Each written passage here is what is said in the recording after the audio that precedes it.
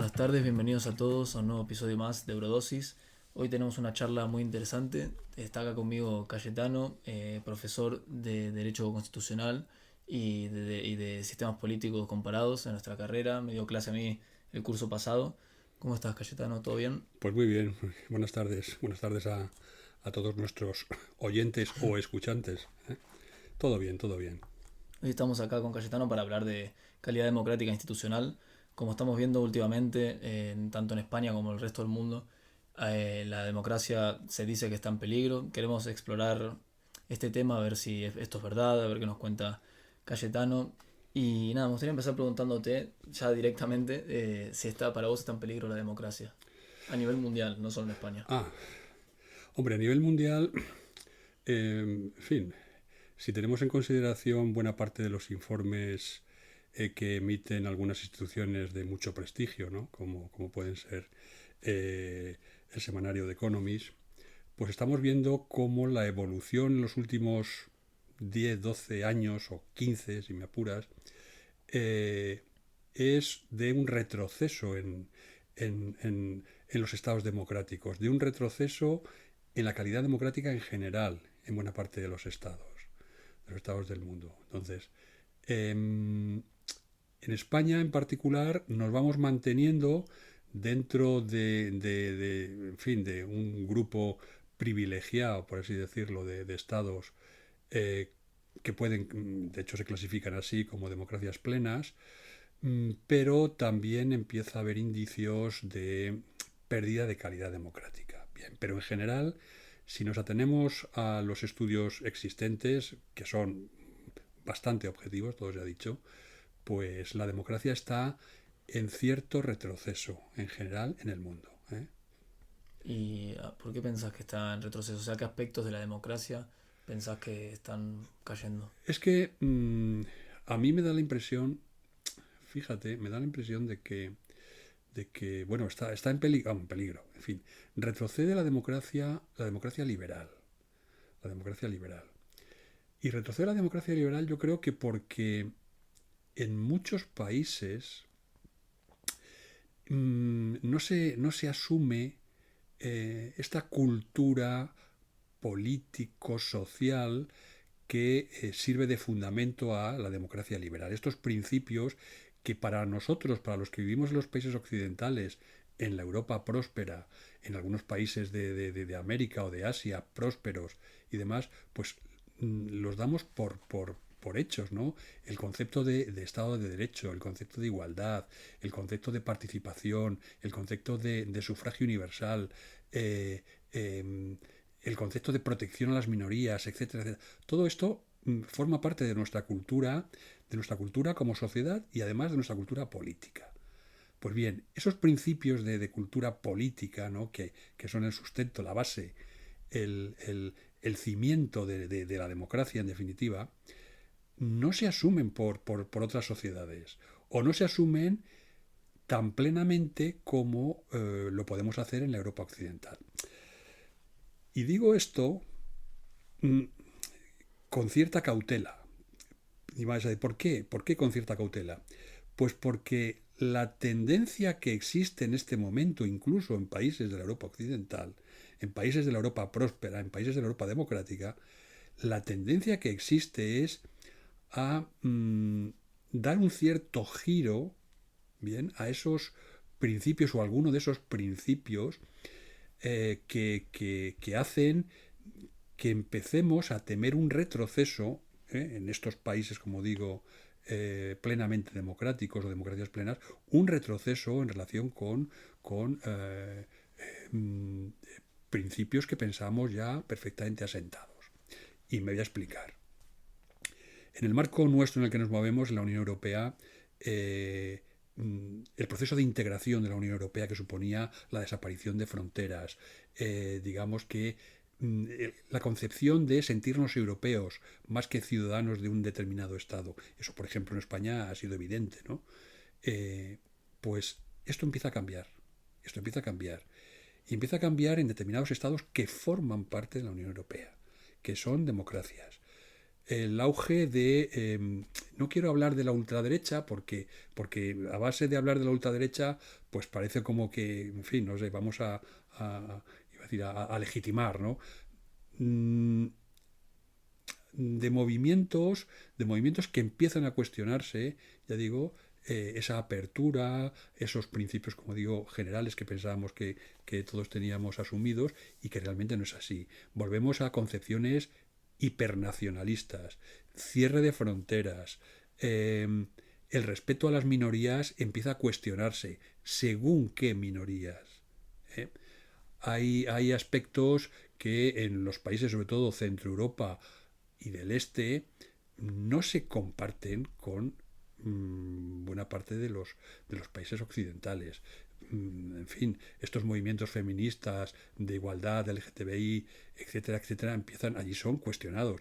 Y ni qué decir tiene que si se cuestionan en Europa, obviamente se cuestionan en el resto del mundo, sin ningún género de dudas. O sea, la elección de Trump en Estados Unidos, la elección de Milei en Argentina, es decir, se ve que estos movimientos, no sé si neoconservadores, porque ultraliberales, hay gente que los llama ultraliberales, ¿no? Sí, Incluso hay una diferencia, yo creo, entre Milei y anarcoli- Nixon, por ejemplo. Sí. anarcoliberales, no lo sé.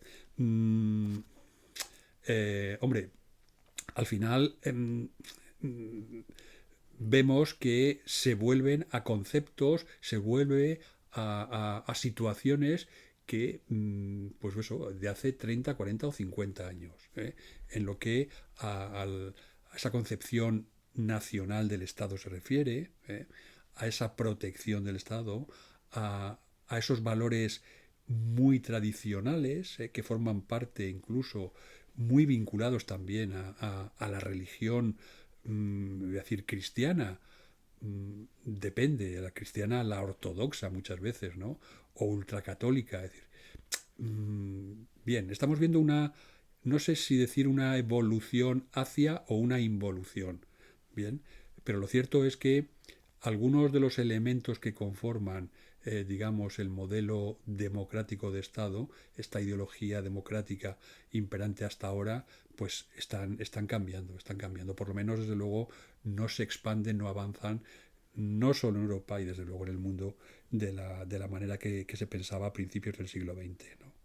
No, yo en base a lo que vos decís, a mí me parece que está pasando mucho que estos partidos se están irrumpiendo, porque también hay una situación a nivel global de todos los líderes de los últimos años que para mí le falta autocrítica, porque Europa, la gente cada vez se siente un poco más, como que percibe una sensación de que ya la clase media, por ejemplo, está empezando a ser más inferior, o de que siente carencias económicas en varias partes del mundo. Entonces, yo lo que veo es que si hubieron muchos problemas, la gente se fue enojando y se fue creando un caldo de cultivo por la falta también de autocrítica de nuestros gobernantes que para mí suelen vivir en una esfera alejada, por así decirlo.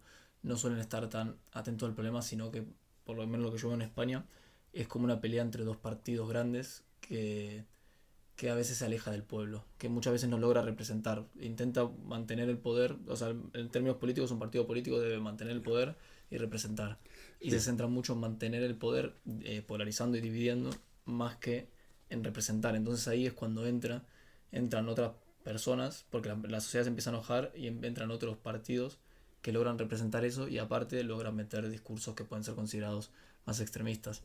sí. Entonces yo pienso que, no sé cómo lo verás vos, que fueron nuestros gobernantes de los últimos 20 años, no solo en España, sino a nivel global. En Argentina pasó un montón también. Bueno, en Argentina pasó también corrupción por delante. eh, que hicieron ese caldo de cultivo para que hoy pase esto. Sí, sí, sí, sí, evidentemente, evidentemente. Hombre, aquí hay otro fenómeno también que es importante a tener en cuenta. Y ha sido el fenómeno de la globalización. En fin, la globalización que en un principio todo el mundo abría los brazos a la globalización, es decir, el libre comercio, en el caso europeo, las libertades de movimientos, tanto de capitales como de personas, como de mercancías, etcétera, etcétera. Todo esto después, en el ámbito mundial, pues eso es el proceso de globalización. Ese proceso de globalización se ha quedado en lo estrictamente económico desde el punto de vista del comercio, de las finanzas, de los capitales, pero esa globalización no ha tenido, digamos que, una proyección positiva sobre el conjunto de la población. Al hilo de lo que tú decías antes, cada vez, y esto es un hecho cierto, pero además es un hecho cierto en prácticamente todos los países del mundo, el crecimiento económico mundial no ha tenido una manifestación cierta y no ha tenido, digamos, una incidencia en las clases populares. Es decir, no solo no se han acortado las diferencias sociales, sino que lamentablemente se han ido incrementando. Y ese sí que ha sido un problema y sí que sigue siendo un problema importante que al final tiene su incidencia política. ¿Por qué? Antes hablaba de que había una serie de principios culturales, de carácter cultural o político, plenamente asumidos o que pensamos que eran plenamente asumidos, ¿no? El concepto de Estado de Derecho, de seguridad jurídica, el concepto de respeto a minorías, de participación, de sufragio universal, en fin, todo esto que suponía también una especie de globalización de esta ideología liberal, de estos cimientos liberales que realmente son los que sustentan los modelos democráticos. Pues bien, eso en el plano económico ha supuesto que efectivamente la riqueza se ha multiplicado, pero los destinatarios de esa riqueza no ha sido el conjunto de la población, lamentablemente. Entonces, se ha quedado en unas pocas manos. Todo se ha dicho. Y las diferencias existentes entre las clases sociales se han ido incrementando. No solo no se han reducido, sino que se han ido incrementando. Esto después genera, por supuesto, un malestar interno y el caldo de cultivo propicio para que los partidos políticos, digamos, de corte ultranacionalista, no quiero llamarles de otra manera, expandan sus ideas que muchas veces son estrictamente proteccionistas, es decir, a veces incluso autárquicas, ¿no? Vamos a apañarnos nosotros y vamos a olvidarnos de la globalización y del comercio global general. Esto es algo evidente en Estados Unidos. O sea, la palabra clave del señor Trump, ¿no?, que está pronunciando y que dice esta es digamos la clave de su futuro gobierno, son los famosos aranceles, las tasas, ¿no?, que va a poner allí. Es decir, reducir comercio, reducir apertura, reducir libertad de, pues eso, de comercio y demás, y proteccionismo interior. Bien. En este proceso, los partidos políticos y los líderes políticos, en general y en Europa en particular, no han sabido, desde mi punto de vista, no han sabido ver la necesidad de que hay que poner en marcha determinadas políticas redistributivas que la riqueza que genera en definitiva esta apertura del comercio, digamos la globalización económica, que tenga una respuesta en el conjunto de los ciudadanos. Y se han centrado, como lamentablemente está sucediendo en buena parte de los países, pero porque la propia evolución de los partidos así lo origina, se centran los partidos políticos en su propio, digamos, en el mantenimiento de su propio estatus, del estatus del aparato que gobierna, digamos, esos partidos internos. Entonces, no se mira al interés general como hace tiempo. No se mira al interés general. Por mucho que nos dicen, no tienen en consideración, creo yo, al conjunto de la ciudadanía. En fin, los partidos políticos están conquistando, se enquistan en las propias instituciones, pero no en beneficio, repito, del interés general del conjunto de los ciudadanos, sino en el suyo propio. Conquistan y ponen en las instituciones personas cercanas que velan por los intereses no de los ciudadanos, sino de los propios partidos. Entonces, ese ensimismamiento de los partidos políticos y sobre todo esa especie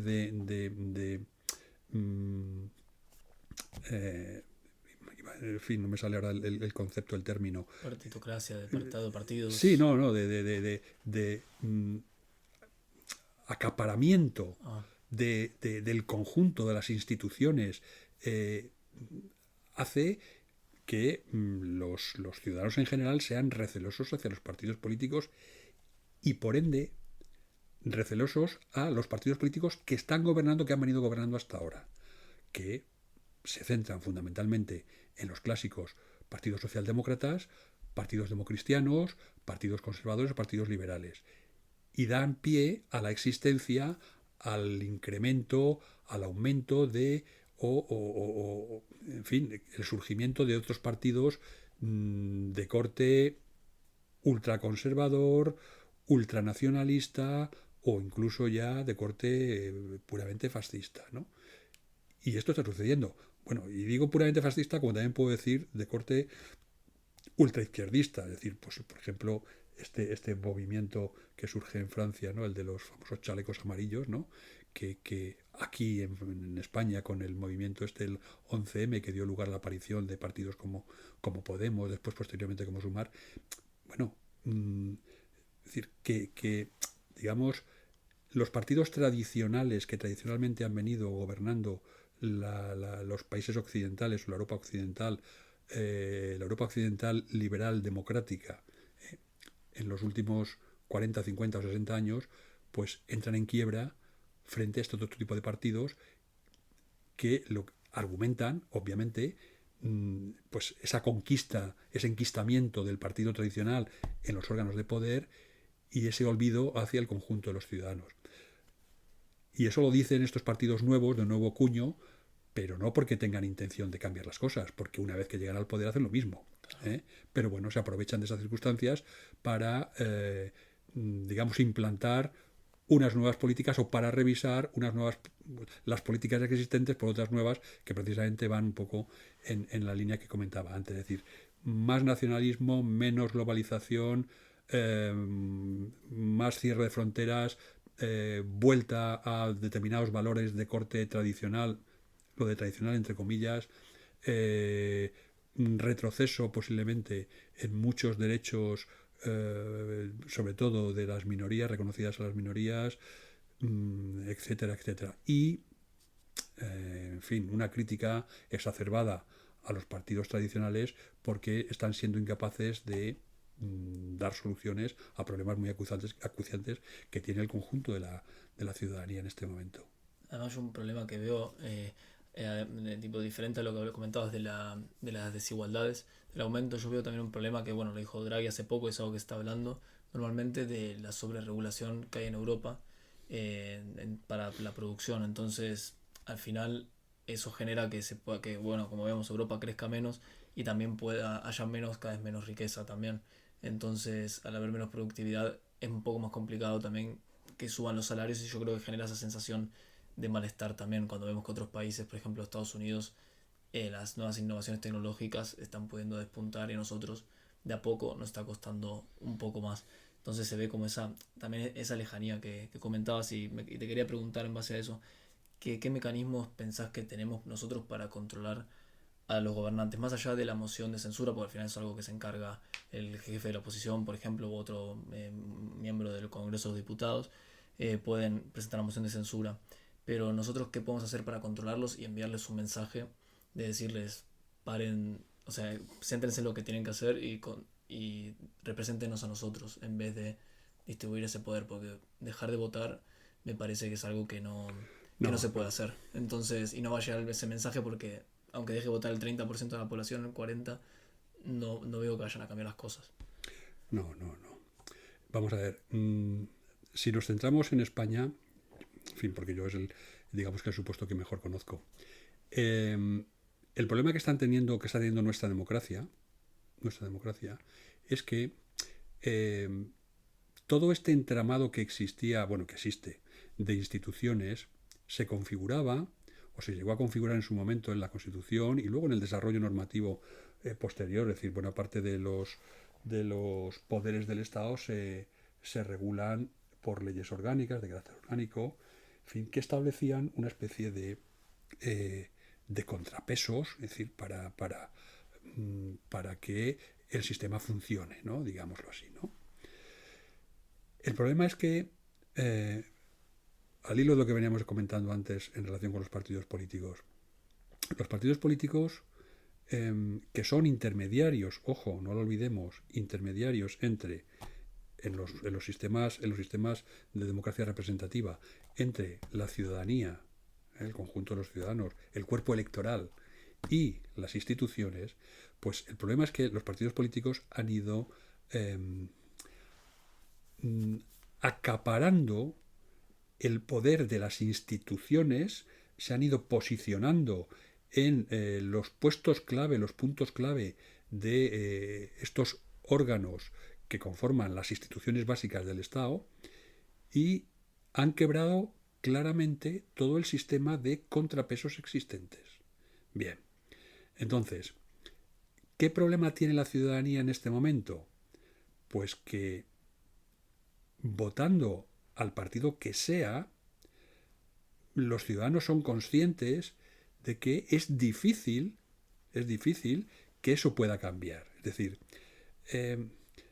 cuando un partido gobierna, el partido que está en la oposición hace una crítica exacerbada y posiblemente pone de manifiesto verdades absolutas. Es decir, mire usted, en este momento el Partido Socialista o el gobierno del Partido Socialista o el gobierno del señor Sánchez está intentando acaparar todos los resortes de poder existentes en el Estado, por lo menos en la parte de lo que es el Estado central, para así decirlo. Bien, eso lo está criticando de manera agria el partido en la oposición, en este caso el Partido Popular. Entonces critica que se toma, por así decirlo, al asalto el Tribunal Constitucional, se toma al asalto el Consejo General del Poder Judicial, las agencias, digamos, independientes que tienen que controlar buena parte de la actividad económica, financiera y demás, también son tomadas al asalto. En fin, las instituciones en general se ve que se están colocando a personas claves afines al partido, no ya a veces por valía personal, que una persona válida puede ser de un partido o de otro, puede tener una ideología, puede tener otra. El problema es que no se eligen o no se ponen a las personas válidas, sino a personas afines y fieles a una determinada ideología. Pues bien, esta crítica que se hace desde la oposición, cuando se llega al gobierno, cuando cambian las tornas, se sigue manteniendo. O sea, la crítica que hoy hace el Partido Popular al Partido Socialista, cuando estaba gobernando el Partido Popular, venía haciendo lo mismo. Entonces, ¿cuál es el problema que tiene la ciudadanía? Que muchas veces el voto en sí mismo poco hace. O desde luego no consigue, con el voto no basta. Con el voto no basta. Con el voto podemos conseguir que un partido que está gobernando y que consideramos que lo está haciendo mal, cambiar el sentido de nuestro voto y que venga a gobernar otro. Pero al margen de eso, es decir, del propio cambio en sí, el problema que tenemos es que la actitud de los partidos políticos, si no cambia, difícilmente va a cambiar, digamos, ese juego del entramado de las organizaciones, de los órganos que conforman el aparato político en España. Para eso, ¿qué puede hacer la ciudadanía? ¿O qué aconsejo yo que hagan o qué aconsejaría que hicieran los ciudadanos? Pues mire usted, ser más participativos. Es decir, oiga, pues a lo mejor lo que hace falta es que la ciudadanía consciente se afilie más a los partidos políticos y que sean críticos en el seno de los partidos políticos. Eso es muy complicado, ojo, muy, muy complicado y muy difícil. Y muy difícil. Muy complicado. Pero es una forma. Que la gente, digamos, participe en asociaciones, en organizaciones independientes, en órganos en fin, ONGs del tercer sector, es decir, que se movilice en el sentido de generar cultura política participativa en el conjunto de la sociedad. Eso es importante. Que se informe de manera crítica, o sea, que además no tenga ningún temor a utilizar determinados mecanismos de petición. Bien, hay páginas para poner en marcha determinadas medidas o solicitudes y demás. Es decir, hay que utilizar cualquier mecanismo que esté en nuestras manos, cualquiera, por insignificante que nos pueda parecer, para intentar que esto cambie. Que esto cambie.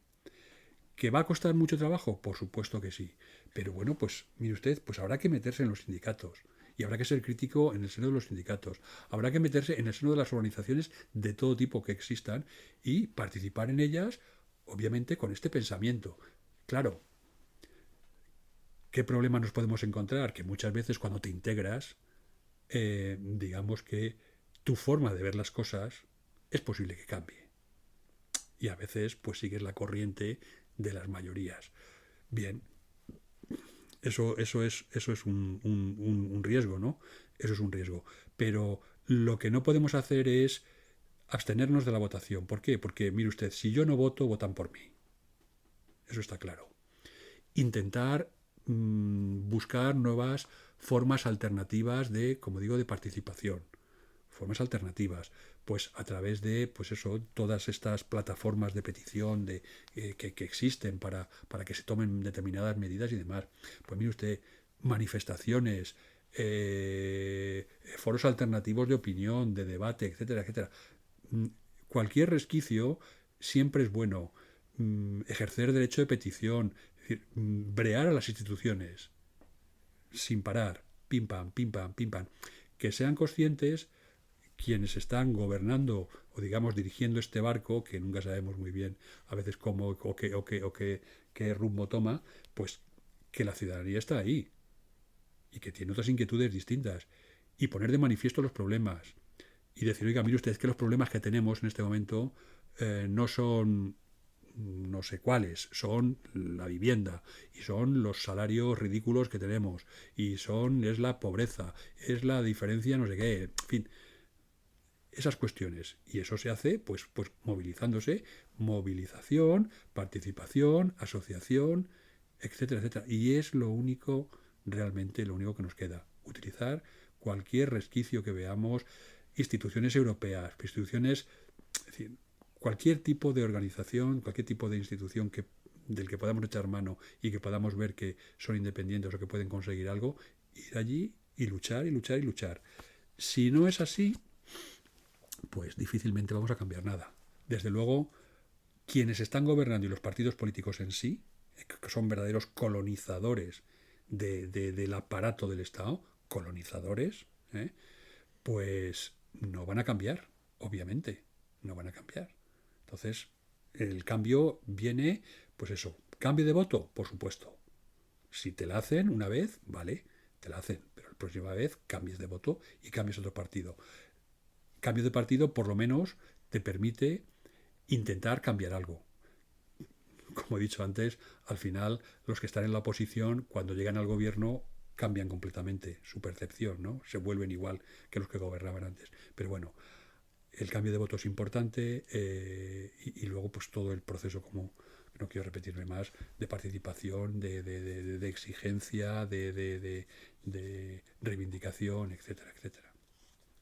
Estoy de acuerdo con lo que estabas comentando recién de que esa necesidad de que las personas, tanto los estudiantes como las personas mayores, todas las personas, nos involucremos más en el debate público, participemos y exijamos mediante estos medios que vos decías. El único problema que veo a esto, que es que pienso que vamos por toda la línea contraria, porque es que siento que estamos en una sociedad en la que cada vez más, también debido a los trabajos que tenemos, también a cierta precarización en algunos sectores, y también debido a lo que yo pienso en España, la estructura económica que tenemos, porque al final nuestro mayor sector es el sector servicio, que es propio de una economía desarrollada, pero el problema es que se enfoca mucho en la hostelería, y yo que trabajé, por ejemplo, en la hostelería, es verdad que te deja bastante cansado después, entonces muchas veces lo que preferís, capaz de llegar a tu casa y verte una película y desconectar, y para qué mirar cosas de política si me van a generar un dolor de cabeza, para eso me pongo a mirar una película o redes Ya. sociales y te metes en redes sociales y cuando ves redes sociales, claro, te aparece la política, como se dice ahora, la política del algoritmo, o sea, te aparece lo que TikTok quiere reforzando tu sesgo, o TikTok o Instagram reforzan tu sesgo y al final eso no fomenta que se pueda dar un debate público sano donde se debatan ideas, porque muchas veces en redes sociales vos podés dar tu opinión y ya con que seas considerado un poco de izquierda o derecha, del lado contrario al otro, ya te van a decir probablemente o fascista o comunista, y Sí. también vulgarizando unos conceptos que no tienen nada que ver, porque a veces se dice comunista o fascista por determinadas cosas que no son.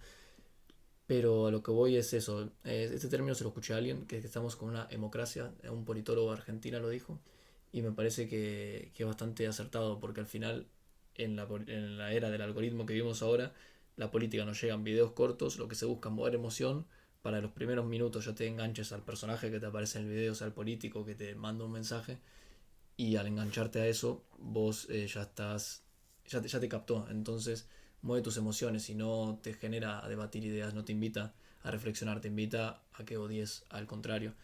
Entonces, nada, veo que estoy totalmente de acuerdo, me encantaría que se pudiese reflexionar más, pero pienso que por un lado no nos lo permite nuestros trabajos, porque en nuestro día, es lo que te explico, mucho día a día, las personas en nuestro día a día estamos más cansadas, a menos que estés involucrado en estos ambientes, capaz como estamos nosotros en la universidad y demás, que también te mueve eso. Sí. Entonces al final cada vez menos gente que le interesa esos temas, que hay más, una mayor desafección. Eso genera una simplificación de lo que es la política realmente y la convierte en emociones más que en la reflexión, el diálogo. Entonces lo veo todo bastante oscuro. Sí, sí, sí. Bueno, al final vamos a ver, claro.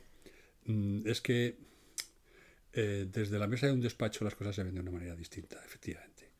Entonces, cuando las personas que en un momento dado bien nos dedicamos al tema, a la docencia universitaria o incluso a investigación y demás sobre estas materias, ¿no? Pues hay veces bueno, pues tus puntos de vista o los puntos de vista que puedes tener son eh, no son los mismos que esta persona, como tú bien decías antes, que se dedica a la hostelería, que está detrás de una barra de un bar o en una terraza trabajando 10 o 12 horas al día, que llega a su casa hecho polvo, que lo único que pretende es tener unos minutos de descanso, comer algo, descansar, darse una ducha y olvidarse. Comprendo que eso es así, es muy complicado. Y esto, pues lamentablemente, cada vez sucede en mayor medida al mayor número de personas eh, posible. Es decir, que es así. En fin, en los empleos. Se genera mucho empleo, sí, vale, se genera mucho empleo. Hay menos paro, vale, de acuerdo, hay menos paro. Pero tenemos que ver qué tipo de empleo hay, qué calidad de empleo, qué retribuciones van asociadas a esos puestos de trabajo, a esos empleos, etcétera, etcétera. Entonces, pues comprendo la situación comprendo lo que me dices, comprendo lo que me dices. Claro, ¿qué alternativa queda? Pues iba a decir ninguna. O sea, la única alternativa que queda, fíjate que es una contradicción con todo lo que he venido diciendo hasta ahora. Cuando llegamos a estas situaciones y vemos que el sistema político no es capaz de solucionar nuestros problemas, es decir, que la política como actividad colectiva, no sé si te acuerdas de esta definición que dábamos al principio de la clase, ¿no? En el curso de sistemas políticos comparados, cuando la política como actividad colectiva, que está pensada para solventar esos conflictos, esos problemas que se generan en el seno de la sociedad y dar unas soluciones, que incluso soluciones que se pueden imponer al conjunto de los ciudadanos. Pues bien, cuando la política y esa actividad no es capaz de solventar esos problemas que se generan en la propia sociedad, esa política está fallando. ¿Qué falla cuando falla esa política? Pues quienes están aplicando, los políticos que están aplicando esa política o esas políticas. Claro, si a eso tenemos en cuenta, si tenemos en consideración, aparte de lo que estoy comentando, el entorno en el que vivimos, la dificultad que entraña pues esa movilización del conjunto de los ciudadanos, de los grupos, de los jóvenes, de los jubilados, de los parados, de los emigrantes, de la clase media, en fin, que es difícil. Pues la única solución que nos queda es la alternativa más radical. Es decir, mire usted, si el sistema no funciona, porque además no tengo confianza en que un partido u otro de los tradicionales vayan a solventar estos problemas, lo único que me queda es echarme en manos de los extremos. Esto es lo que está pasando en Europa. No nos olvidemos. Entonces, a veces estamos sacrificando buena parte de nuestras creencias o de nuestros principios, de nuestros valores y de nuestra propia ideología. A veces lo estamos sacrificando eh, y vamos a lo que consideramos que es el mal menor. Es decir, bueno, eh, pues sí, sé que con mi actitud voy o puedo perjudicar o pueden salir perjudicadas determinadas minorías, vale. Sé que con mi actitud o con mi voto va a salir perjudicado, pues no sé qué decirte, los emigrantes que tratan de venir y no sé qué, no sé cuántas, pues posiblemente. Sé que con mi actitud, pues voy a generar, a lo mejor en parte de la sociedad, voy a generar problemas o voy a generar incluso hasta sufrimientos. Pero no me queda otro remedio y cojo y voto a partidos ultras de izquierda o de derecha, que rompan con, digamos, la tradición existente hasta ese momento, que es, por ejemplo, lo que ha pasado en Argentina. O sea, en Argentina es, digamos, la situación, Sí, el hartazgo de la gente ya de efectivamente. Entonces, años, sí. que personas que sabían a ciencia cierta, porque las manifestaciones de Milei no es que las escondiera, ¿eh? Las decía en público y las voceaba por todos los medios habidos y por haber. Voy a cortar empleos públicos, voy a cortar la administración, voy a cortar subvenciones, voy a cortar ayuda, voy a cortar... Entonces, personas que sabían que el hecho de que alcanzara el poder, pues este hombre, Milei, les iba a suponer un perjuicio económico importante y le votan. ¿Por qué? Pues porque al final la desesperación llega a tal extremo de decir, bueno, mire usted, o sea, es que por mucho que me pueda pasar, por muchas restricciones que vaya a pasar, el problema es que tal y como estoy en este momento, me da lo mismo. O sea, si con mi sueldo miserable de un empleo precario o chusco no puedo llegar a fin de mes, aunque digan que me van a cortar las subvenciones o las ayudas de estos salarios de supervivencia, no sé qué cuántas, me da lo mismo. Es decir, siempre tendré algo que comer, o sea, siempre tendré algo para comer. Bueno, pues por lo menos mire usted el sistema que salte por los aires y ya veremos a ver dónde acaba esto, ¿no? Claro, ese es, digamos, el problema de fondo. Es decir, el que no tiene nada que perder, el que no tiene nada que perder se echa en manos del extremismo, evidentemente. Entonces, en buena medida, los políticos miopes que en buena medida nos están gobernando en este momento, que no piensan a largo plazo, sino a corto plazo, que piensan en el sueldo que tienen en su carguito o en su puestecito o en su silloncito, y que son incapaces de ver que hay que defender el interés general, que hay que defender al conjunto de la ciudadanía. Si eso no es así, y luego, ojo, también no lo olvidemos, parte de la sociedad, de las élites que se están beneficiando, financieras, económicas, etcétera, etcétera, que se están beneficiando de la riqueza que se genera en su propio beneficio. Bien, y no se están dando cuenta de que no se puede vivir en sociedades en las que hay un porcentaje muy elevado y cada vez más, lamentablemente, de la sociedad que no tiene nada que perder. Porque si eso es así, el cóctel está servido. O sea, el extremismo está servido, las ideas ultras están servidas y el crack del sistema o del modelo político está servido. Y no sabemos qué es lo que va a llegar después. A lo mejor es necesario que se produzca esta especie de catarsis, pum, para que después las cosas cambien y todo vuelva después, posteriormente, a su cauce, ¿no? Dicen que en los periodos históricos, en los ciclos históricos, pues siempre hay un momento en el que se produce una crisis, un crack importante, bien, del tipo que sea, ¿no?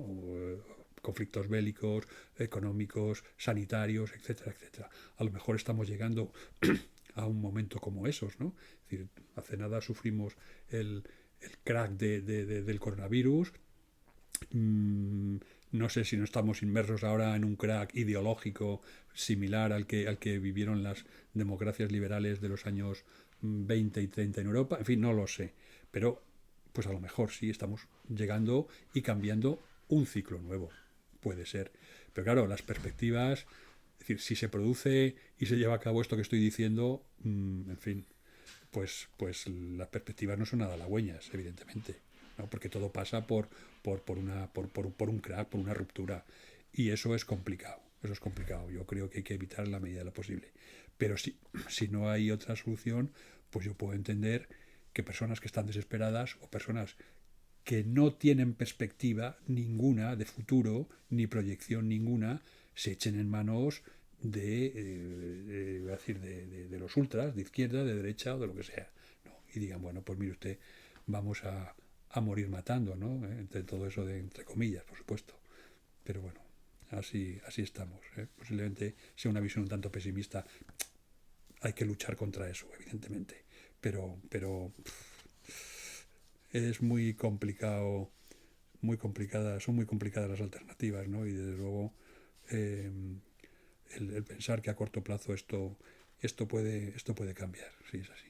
Mira, yo que vengo de Argentina y estuve siguiendo mucho lo de Milei, a pesar de estar viendo acá en España, considero que es verdad que la gente ya sentía que no tenía nada que perder. También la gente despreciaba al sistema cada vez más porque lo localizaban, lo veían muy corrupto. Veían que había élites corruptas, por ejemplo, Cristina Fernández de Kirchner, que bueno, ahora está doblemente condenada. eh, es una persona que eso se enriqueció mientras la gente se fue empobreciendo. Obviamente aparece alguien enojado, que es lo que hablamos antes, que lo representó. Al final, Milei en Argentina logró representar al gran grueso de la población. Sí, En Argentina siempre estuvo esa famosa grieta, que está por un lado yo lo catalogo como un lado más los peronistas y como otro lado más los no peronistas. Entonces, nada, Milei logró representar esa gran parte, no solo no peronista, sino también peronista enojado, que está cansado del liderazgo de Cristina Kirchner. Y entonces también Milei logró algo muy importante, utilizando métodos muy parecidos, no la forma de explicar, sino la forma de ejercer el poder actualmente, pero en a Cristina Kirchner lo ejerce bastante parecido, pero en el pasado explicó mucho sobre economía en su momento y yo creo que logró hacer entender a la gente cuál era la verdadera causa de la inflación, que encima ahora lo está demostrando con resultados y vemos que sí. la imagen de Milei encima en Argentina está creciendo.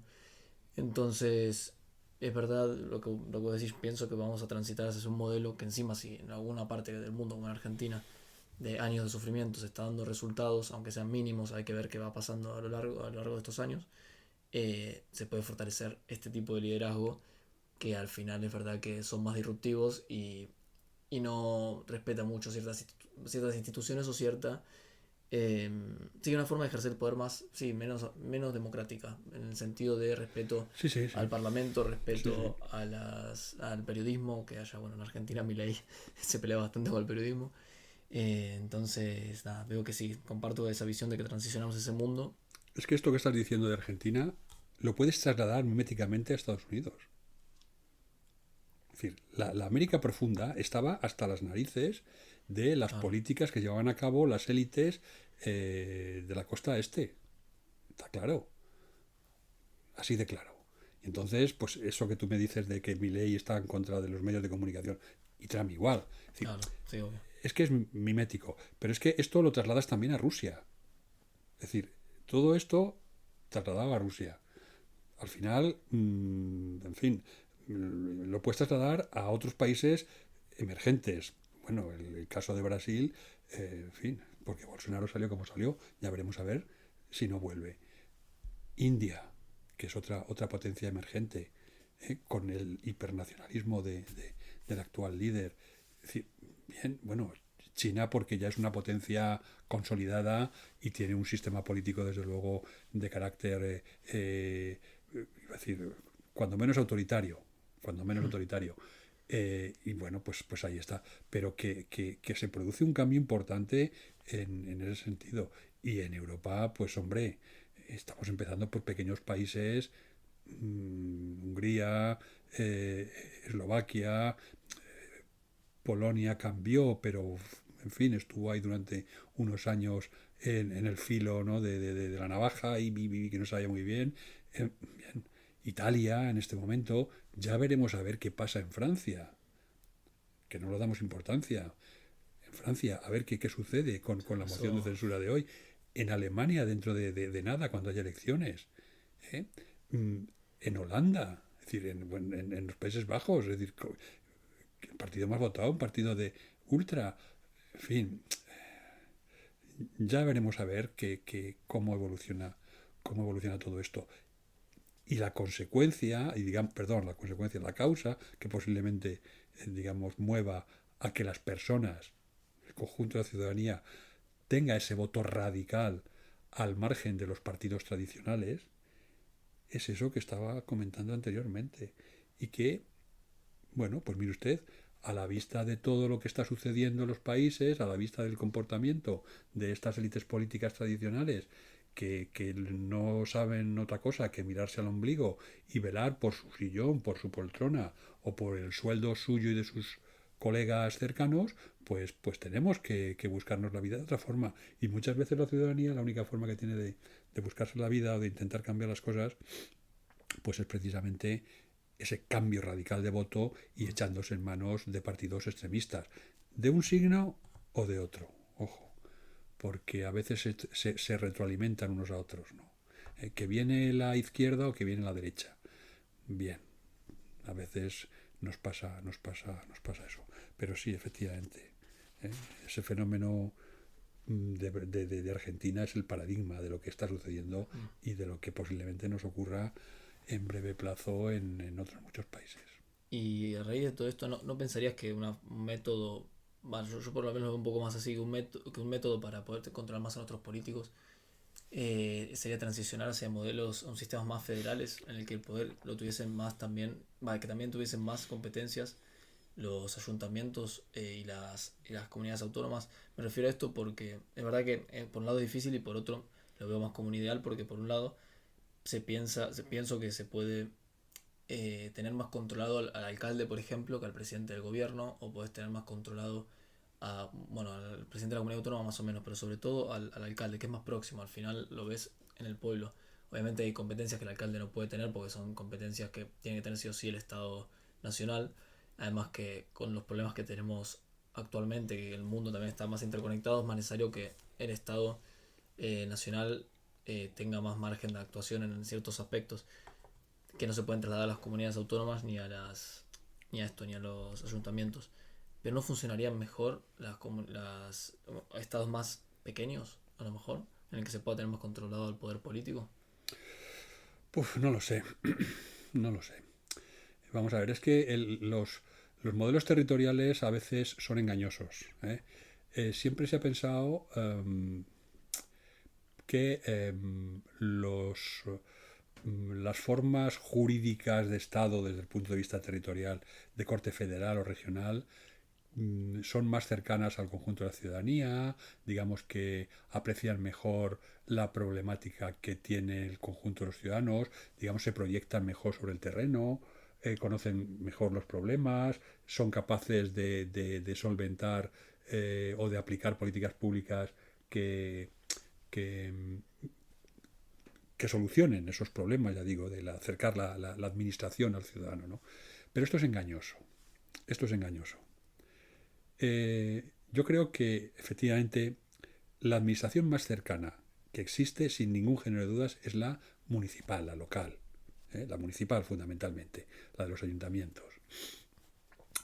Pero en España, que tenemos un sistema constitucional que garantiza la autonomía municipal, una normativa de desarrollo que, la ley de bases de régimen local y las normas de desarrollo, que garantizan y que además, si las analizas objetivamente, atribuyen a los ayuntamientos un abanico inmenso de competencias y de funciones y demás. Dices, bueno, ¿y por qué estas administraciones tan cercanas no pueden hacer más cuando tienen esa cantidad de competencias o pueden llevarla, o vamos, o jurídicamente, digamos, las tienen reconocidas constitucionalmente también? El problema es el problema de fondo de siempre, de toda la vida, y es el problema financiero. Es decir, yo puedo tener todas las competencias del mundo, pero si no tengo medios financieros con que afrontarlas, con que ejecutar esas políticas para llevar a cabo esas competencias que me atribuyen, pues no puedo hacer nada. No puedo hacer nada. Y ahí los modelos territoriales de distribución del poder sí que son engañosos.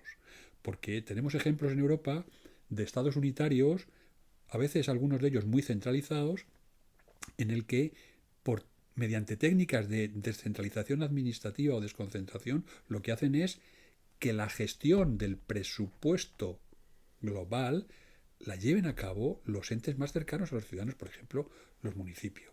Entonces, te encuentras países como o sea, que formalmente son estados unitarios, pues Dinamarca o buena parte de los países nórdicos, que luego las municipalidades, los ayuntamientos, ¿no? Lo que aquí llamaríamos ayuntamientos, gestionan un porcentaje del presupuesto global del Estado importantísimo. Entonces, ahí sí que se acerca la administración al ciudadano, ahí sí que se pueden solventar determinados problemas, ahí sí que además existe rendición de cuentas por parte de, obviamente, los, los, los responsables de la gestión municipal, que como tú bien decías, es la administración más cercana, por supuesto, y además a los que vemos todos los días. Pero si no se dispone de esos medios financieros, si no se dispone de los medios económicos que te permiten llevar a cabo esas políticas y aplicar, digamos, o ejercer dignamente las competencias que tienes atribuidas, no hacemos nada. Lo hemos visto claramente el caso de la famosa Dana en Valencia.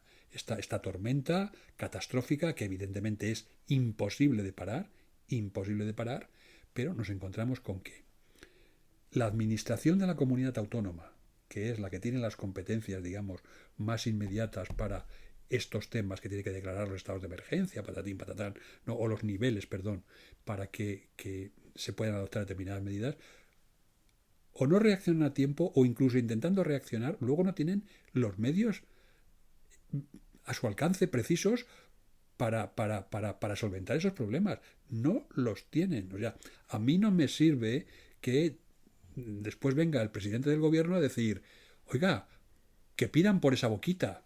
No, mire usted, es que no es que pidan por esa boquita, es que esos medios deberían estar en manos de la comunidad autónoma, perdón, en manos de quien tenga que tomar la decisión y pueda aplicar eso desde el minuto uno. No que pidan por esa boquita. O sea, mire usted, ¿y si no piden, como ha sucedido aquí? ¿Y si no se dan cuenta? ¿Y si son incapaces? ¿Y si no tienen percepción de lo que se les avecina? ¿Y si pasa cualquier cosa? Pues pasa lo que ha pasado. Pasa lo que ha pasado. Y luego, por supuesto, vamos a la impotencia más absoluta de los ayuntamientos, que es la administración más cercana. Impotencia absoluta. O sea, si la comunidad autónoma no tenía medios, imagínate, perdón, que se imaginen los oyentes lo que tienen los ayuntamientos. Ninguno. No tenían nada. 4 policías locales, bueno, 4, 40, 400, personal de servicios, no sé qué, pero ni medios técnicos, ni medios de ningún tipo para afrontar bueno, desde luego, para afrontar lo que vino allí, ese desastre, esa tremenda avenida, pues no hay medios, francamente. Pero bueno, para reaccionar frente a eso, no hay. Pero no hay porque quien tiene los medios es la Administración Central en España. Entonces, en la comunidad autónoma controla, o sea, el 50% del presupuesto del Estado, del conjunto del Estado, el 50%, el 50 y pico por ciento, lo gestiona la Administración General del Estado.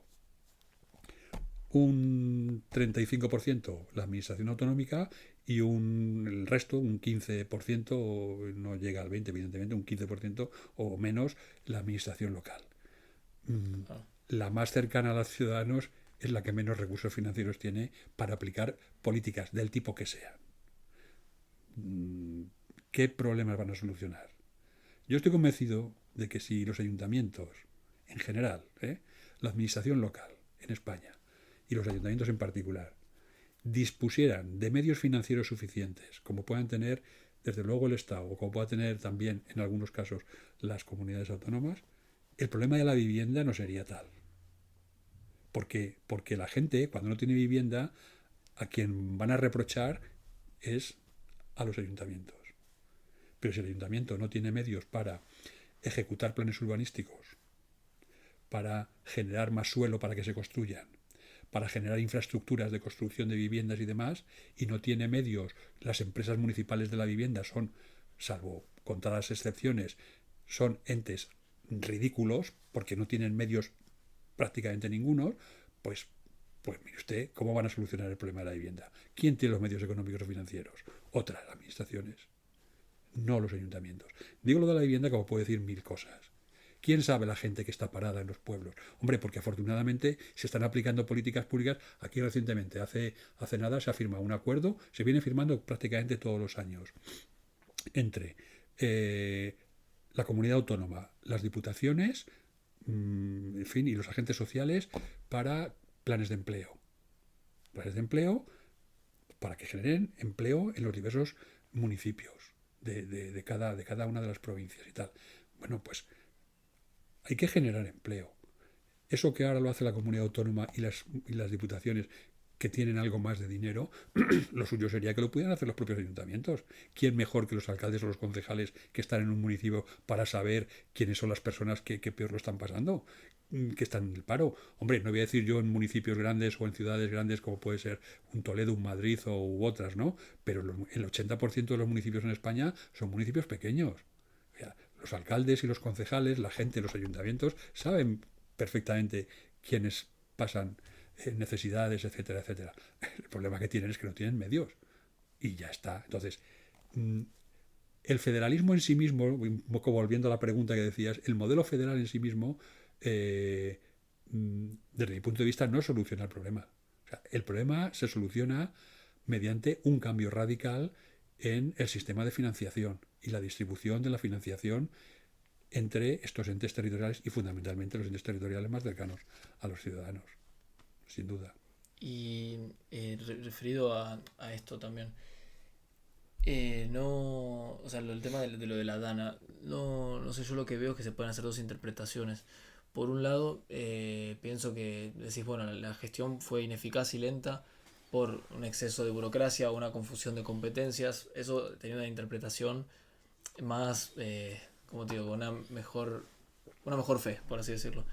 Por otro lado, la interpretación que tengo es Pedro Sánchez y Carlos Mazón lo que hicieron fue una lucha de poder, de decir, yo gobierno central te dejo el problema a vos, comunidad autónoma, resolvelo y yo no me meto y que queda el PP como el que lo gestionó mal. Y el PP no pedirle que a Pedro Sánchez, al gobierno de España, que no declare el nivel de alarma más alto para que asuma las competencias, es como, mires por donde lo mires, es o una cuestión de ineficacia del sistema burocrático y de entramado, de reparto de competencias, o un tema de crueldad, por así decirlo, de mantener el poder, lo que hablamos antes, de mantener el poder y de poca autocrítica a nuestros líderes también, porque Sí, lo único que hicieron fue echarse sí, responsabilidades el uno al otro. sí, efectivamente. Vamos a ver aquí, se han dado, es decir, confluyeron todos los elementos negativos para que una dana que ya de por sí, o sea, una tormenta de este tipo, ¿no? Que ya de por sí era, por lo que se vio, imparable, es decir, si en un municipio, digamos, llueven 500 litros o 400 litros o 300 litros de agua por metro cuadrado, eso es imparable. O sea, no hay infraestructuras en el mundo que sean capaces de absorber eso. Punto. Entonces, si a esa circunstancia, digamos, objetiva en sí misma, se le añaden otra serie de circunstancias ya no tan objetivas como incompetencia. Incompetencia, es decir, aquí lo que se ha visto es que hay mucho dirigente incompetente. Mucho dirigente incompetente.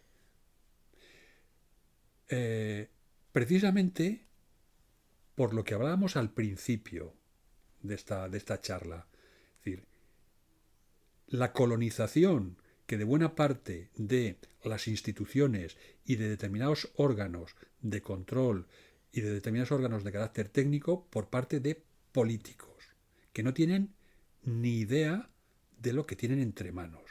Y como decía un amigo mío refiriéndose a los edificios, afortunadamente los edificios tienden a no caerse. Pues afortunadamente, por lo menos hasta ahora, estas circunstancias extraordinarias climáticas o climatológicas, digamos que sucedían una vez cada 100 años. Claro, el problema lo vamos a tener cuando, debido al cambio climático o a las circunstancias que sean, esto se produzca más a menudo. Se van a juntar situaciones, como digo, objetivamente imprevisibles e imparables desde el punto de vista de la climatología. Si añadimos la incompetencia y esa colonización brutal y ese toma y daca entre partidos políticos, tú tienes la culpa, yo tengo la culpa, pues pasa lo que pasa. Pasa lo que pasa. Si además, ante esas circunstancias, añadimos que las administraciones más cercanas o los políticos más cercanos a los ciudadanos carecen de medios y carecen de información y carecen de otras cosas, pues ese problema se va incrementando. Y te pongo un ejemplo. En el pueblo de Utiel, un alcalde con dos dedos de frente y con un poquito de sentido común, por su cuenta y riesgo, por su cuenta y riesgo, hizo que el día que estaba prevista esa tormenta, sin saber y sin tener ni más información ni menos información, ni mejores medios ni peores medios, dijo, miren ustedes, hoy los niños no van a clase, hoy que no vengan profesores, que no venga nadie, que se quede la gente en sus casas. Pues esa decisión que toma un alcalde con dos dedos de frente, con sentido común, y con medios muy limitados desde el punto de vista de su propia organización, salvó vidas. Esto no sucedió en los otros pueblos. Obviamente estaba en la parte más baja de la, digamos, más, con más peligro, ¿no? Desde el punto de vista de la orografía. Vale, pero bueno, pues esas situaciones se dan. Y si no tenemos gobernantes con visión de futuro y con sentido común y que se dejen aconsejar por los técnicos y por gente que tenga experiencia en esas cosas, pues así nos va. Así nos va. Bueno, ahora pretenden solventarlo poniendo al frente de las consejerías o de la vicepresidencia para la reconstrucción, en este caso de las zonas aquellas devastadas, a militares que tienen experiencia precisamente en reconstrucciones de zonas devastadas, no ya por una dana o por una circunstancia climatológica como es la nuestra, sino por guerras, ¿no? Pero bueno, al fin y al cabo el resultado prácticamente era el mismo, ¿no? La gente que veía aquello decía esto es una zona de guerra. Bueno, pues han puesto a técnicos y al final la gente premia en buena medida y valora aquellas organizaciones, aquellas personas, aquellos colectivos que están al margen de la lucha política y se dedican a intentar desde el punto de vista técnico poner todos los medios precisos y llevar a cabo labores, pues eso, de reconstrucción, etcétera, etcétera, etcétera. No tenemos que perder de vista que una de las instituciones más valoradas, estas son las últimas encuestas que se hacen en España, ¿no? A través del CIS y otras encuestas demoscópicas, una de las instituciones más valoradas o mejor valoradas en España son precisamente el Ejército y las fuerzas y cuerpos de seguridad y algunas otras organizaciones, así como yo digo, cuasi paralelas a ellas. Por algo será, porque posiblemente los militares los apreciamos como técnicos. Hasta hace 40 o 50 años que veíamos los militares como un elemento opresor, por así decirlo, el cambio radical de Claro. punto de vista ha cambiado. Pero bueno, digo, los militares, a través, fíjense ustedes lo que son las cosas, un acierto del gobierno de Zapatero fue la creación de esta unidad militar de emergencias, sin ningún género de dudas. Pues usted, a lo mejor de las pocas cosas acertadas que tuvo, pero bueno, esa fue una, sin ningún género de dudas. Bien, los cuerpos, las fuerzas y cuerpos de seguridad del Estado, es decir, la gente, los empleados públicos de a pie, o sea, los funcionarios de a pie, los curritos que están sobre el terreno, son los que en buena medida han dado la cara y han puesto las pocas o muchas medidas y los medios que ellos tenían a su alcance. Y luego también, todo se ha dicho, también al hilo de lo que decíamos antes de la movilización de la ciudadanía, el movimiento espontáneo de colaboración del conjunto de los ciudadanos. ¿eh? Por ejemplo. Entonces, si en situaciones extremas como esta, la ciudadanía, el conjunto de los ciudadanos, ha sido capaz de movilizarse en todos los sentidos, los que eran más jóvenes poniendo, digamos, lo que sobre la mesa, su trabajo, su sudor, su fuerza física. Otros colaborando económicamente, haciendo donativos, llevando alimentos, no sé qué, no sé cuántas, en fin. Vemos que lo que te decía antes de que esa movilización del conjunto de la sociedad, si se produce, a veces da resultados. A veces da resultados. Y hombre, porque las elecciones autonómicas, ni generales ni locales, no están a la vuelta de la esquina. Todavía faltan un par de años, cuando menos. Si fueran mañana, ya veríamos a ver. Si no hay cambios radicales, ¿no? Todo se ha dicho. Pero bueno, en fin, al final este ejemplo de la Dana iba a decir, va a ratificar en buena medida lo que venimos diciendo a lo largo de esta charla, ¿no? La capacidad que puede tener la sociedad cuando se pone en marcha. Antes de terminar, porque ya llevamos una hora y pico, me gustaría pedirte si podías cerrar con alguna reflexión final o cosas a tener en cuenta como conclusiones que sacás respecto a la conversación que tuvimos y al futuro de la democracia y de la calidad institucional. Pero antes también me gustaría, mientras lo vas pensando, me gustaría recomendar un libro que me estoy leyendo actualmente, que pienso es muy importante para entender el tipo de era que viene, que hablamos de los diferentes tipos de partidos políticos y liderazgos, que se llama Los Ingenieros del Caos, que es de Giuliano de Empoli, que me lo empecé, todavía no me lo terminé, me lo estoy leyendo, pero está muy bueno porque trata mucho la figura del ideólogo que hay detrás de estos movimientos. Sí, Por ejemplo, en Estados Unidos, también bueno, en Argentina está atrás de Milei un chico que se llama Santiago Caputo, que es el que va atrás de esa construcción de narrativa. Esto no sí, aparece en el libro porque viene antes de lo de Milei, pero son ideólogos que generan una cierta narrativa y que además determinan los pasos a seguir. Que tuvo Trump en su primer mandato en Estados Unidos, estuvo en Italia con el movimiento 5 estrellas y demás. Así que nada, es una lectura que recomiendo, es muy corta y muy amena. muy bien, sí, sí, sí, sí, efectivamente. Ratifico lo que dices, sin duda. Bien, reflexiones finales. Pues reflexiones finales, un poco teniendo en cuenta, digamos, el objeto de la charla, ¿no? Que era pues un poco hacer una reflexión sobre la democracia, la calidad democrática de las instituciones y demás.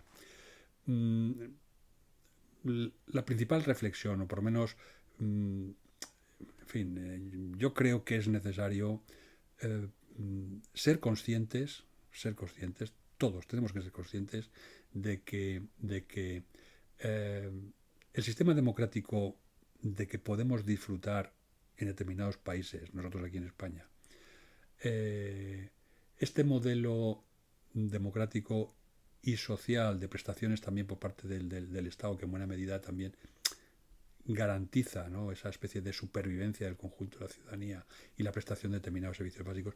Todo esto eh, no es una cota conquistada irreversible. ¿Qué quiero decir con ello? Que las democracias se mantienen como los edificios, como las viviendas, manteniéndolos día a día. Entonces, si tú abandonas un edificio, al final empezará habiendo una gotera y luego habiendo una fisura y al final estropeándose los cimientos y derrumbándose el edificio. La democracia sucede pues como los edificios. Hay que cuidar tanto los cimientos, que son las instituciones fundamentales y la estructura fundamental de los poderes del Estado, como los tejados, que al final son, y las paredes, que son las políticas públicas que se llevan a cabo, las medidas que se adoptan y las prestaciones que se dan al conjunto de la ciudadanía y cómo se cuida, digamos, eh, al conjunto de la sociedad. Mm, las democracias hay que cuidarlas. Segundo, a pesar de los pesares, yo creo que es necesario ser optimista. Ser optimista. Si somos pesimistas, al final no llegamos a ninguna parte. Es decir, si pensamos que haga lo que haga no va a servir de nada, pues entonces es cuando no va a servir de nada nada. Entonces hay que intentar ser optimista, incluso en los momentos más apurados, en los momentos más trágicos, en los momentos más difíciles. Es necesario mantener esa lucha, esa energía constante en defensa de lo que consideramos que es justo y que es bueno para el conjunto de los ciudadanos. Y hay que pensarlo y hay que hacerlo, y decir, y hay que ponernos, y va a venir muy bien estas referencias que hemos hecho en la última parte de nuestra charla a la situación de Valencia, ¿no?, con la Dana, la tormenta esta terrorífica, ¿no? Pues que los ciudadanos, cuando se organizan y cuando quieren y cuando lo consideran necesario, son capaces de revertir determinadas situaciones, por muy trágicas y por muy desastrosas que puedan aparecer, ¿no?, o puedan parecer inicialmente. Entonces, hay que ser optimista en ese sentido. Cuidar la democracia, hay que también empezar a moderarnos todos, a moderarnos en nuestras manifestaciones, a moderarnos en nuestras actitudes, en nuestros comportamientos, que prime la tolerancia, ¿no? Y entonces aplicar esas virtudes cardinales, ¿no?, que se decía en la Iglesia: la prudencia, justicia, fortaleza y templanza. Vamos a generalizar esto y vamos a, digamos, a sosegar un poco esta situación de crispación y de polarización que existe en las sociedades en las que estamos viviendo ahora, ¿no? Bien, entonces esas serían mis reflexiones finales, ¿no? Esperanza, moderación y lucha por mantener lo que tenemos y mantener el modelo democrático que se atribuye a Churchill aquella frase de que la democracia es un sistema muy malo, pero es el mejor de los que conocemos, ¿no? Pues miren ustedes, será malo, pero es el mejor desde luego de los que conocemos y desde luego mucho mejor de lo que tenemos al margen de la democracia. Bueno, Cayetano, muchísimas gracias por haber estado hoy con nosotros. Pues Espero a nada, nuestros oyentes que les haya gustado. La verdad que a mí me pareció un episodio muy interesante y que invita mucho a la reflexión. Así que espero que los hayamos hecho pensar y que hayamos aportado un poco de claridad a todo este tema. Así que bueno, muchísimas gracias. muchas gracias a ti, bueno, y a todos vosotros que estáis, digamos, haciendo con esta iniciativa que me parece loable, me parece muy bonita y muy buena. Muchas gracias. Bueno, muchas gracias y hasta luego. Nos vemos hasta la próxima.